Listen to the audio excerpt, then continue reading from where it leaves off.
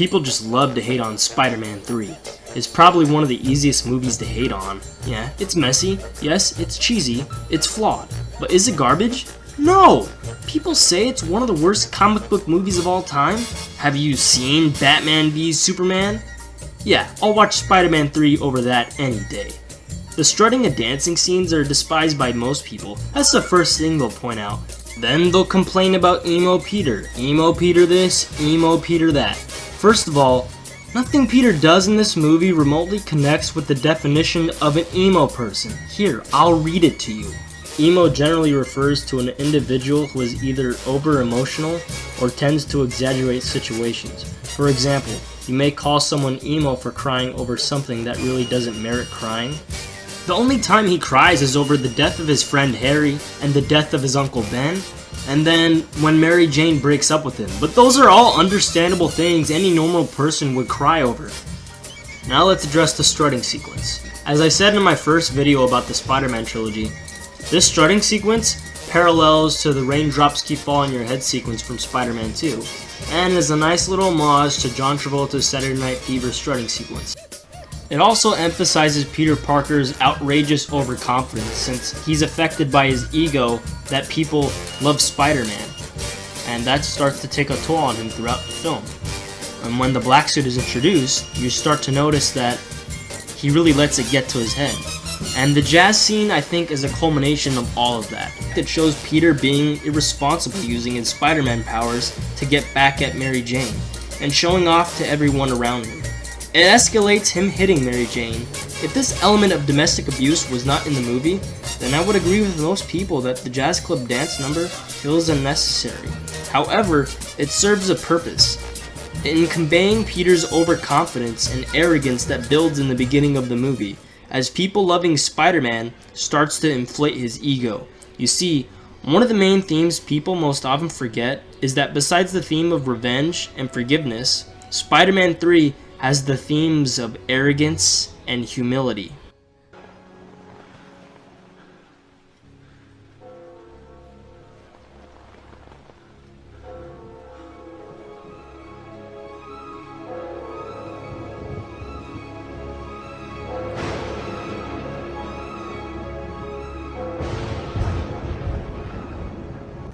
The church tower scene. A fantastic work of art, directed very competently by the great Sam Raimi.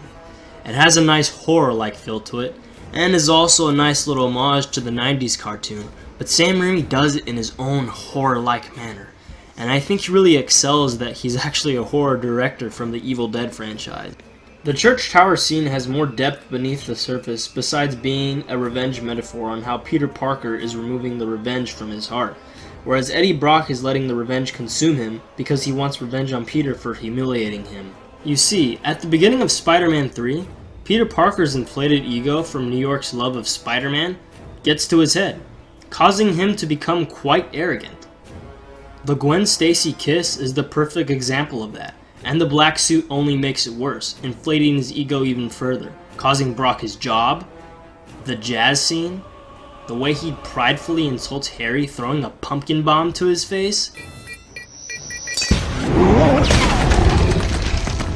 Lastly, the attempted murder of Sandman, which is also a revenge motive, but I feel ego and arrogance still play a big role here, especially the way he smashes Eddie's camera before pursuing Sandman. The final breaking point for Peter is when he slaps Mary Jane. The church tower scene represents Peter stripping away his arrogance and ego, but embracing the humility he has learned at a cost. Everything he has done here has dire consequences.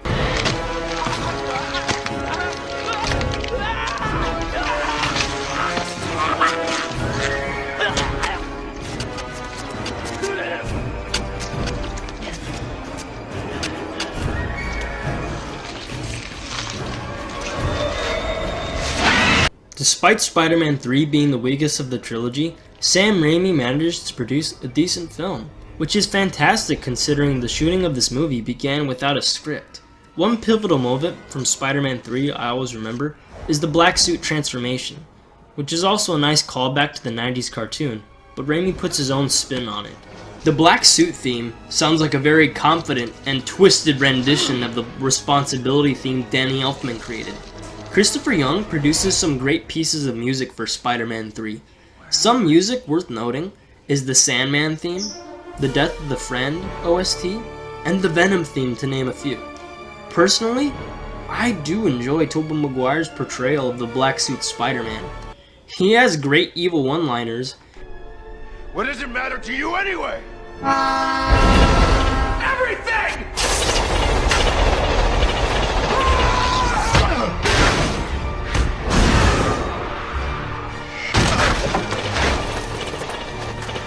And when he is Peter, in his darkest moments, he plays it drunk. This is fitting because the black suit is a metaphor for drug addiction. Give me rent. You'll get your rent when you fix this damn door! Go, sir. Take your hand off of me. What's wrong with you? You. In addition, there are also moments of levity in the film where Maguire plays the evil Peter as an overconfident fool, and it's hilarious. I'm gonna put some dirt in your eye. It's funny you should say that, because I was looking through some old photos and it looks very, similar. Is everything okay here, Paul? Yeah. Everything okay here, Paul? Take him out of here. Look at little Goblin Jr. Gonna cry? If you want the shots, I'll take the staff job. Double the money. Sam Raimi creates tense situations with Venom, and he conveys through the visuals that Venom does not trigger Peter's spider sense.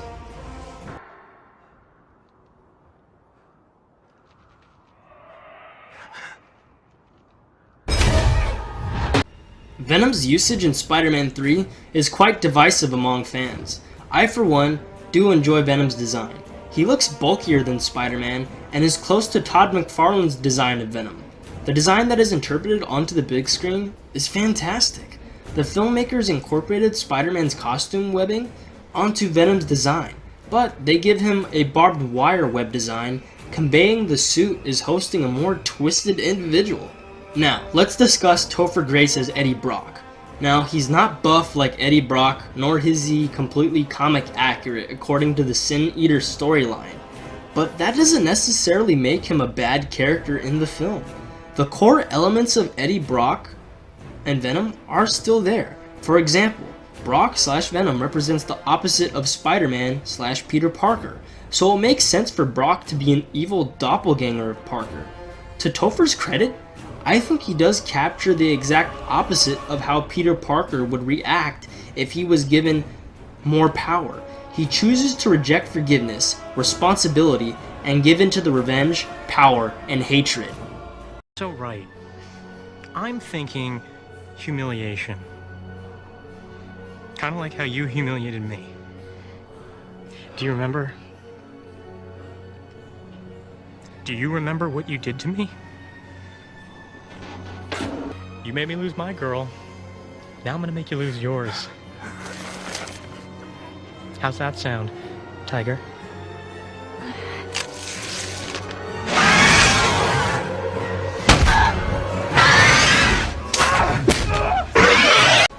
Eddie Brock's suicidal sacrifice just basically represents that he's so hungry for power that he will do anything to have it, even if that means killing himself. It makes sense. The only problem is that Venom's time in the movie is a little bit short. That's why fans get angry about it. Thomas Hayden Church as Sandman, I absolutely admire in this movie. His character appeals to me because it reminds me of my father and the relationship he had with his daughter. The whole story about a man trying to make up for the sins of the past is quite touching in the film. The birth of the Sandman scene always stands out and is one of the most compelling scenes out of all of the trilogy, symbolizing a person's willpower, fighting for the only piece of humanity he has left of him, his daughter.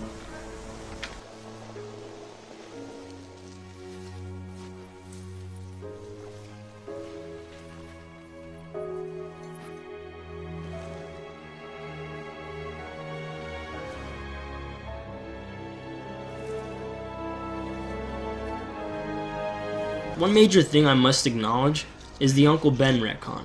People hate this, with Peter Parker finding out Sandman being the actual killer. But with further viewings and analysis, it honestly has a great payoff. Now hold on, I know what you're thinking.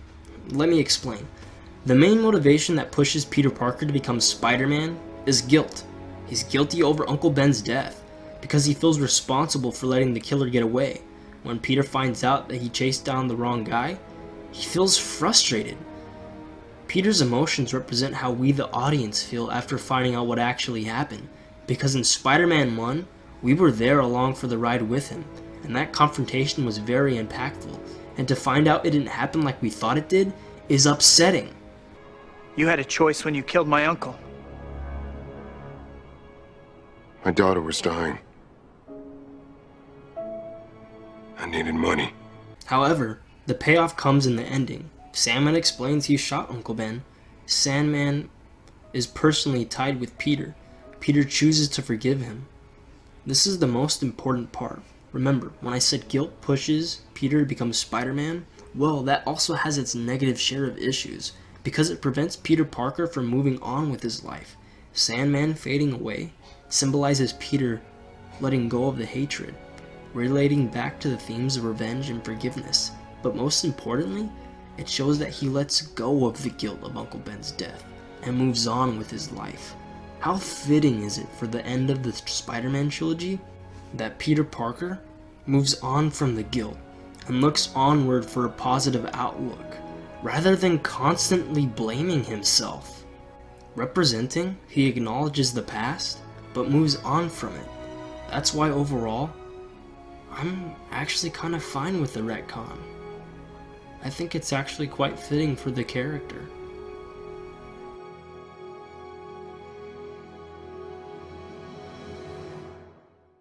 When Harry dies and Peter talks about it's the choices who make us who we are, it ties back to Harry's choice to forgive Peter, making Harry's passing impactful.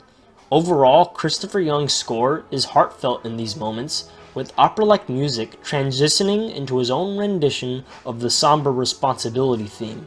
If it's one thing Spider-Man 3 did right, it's the ending. Harry's passing is a tragic moment, with both MJ, Peter, and Harry forgiving each other.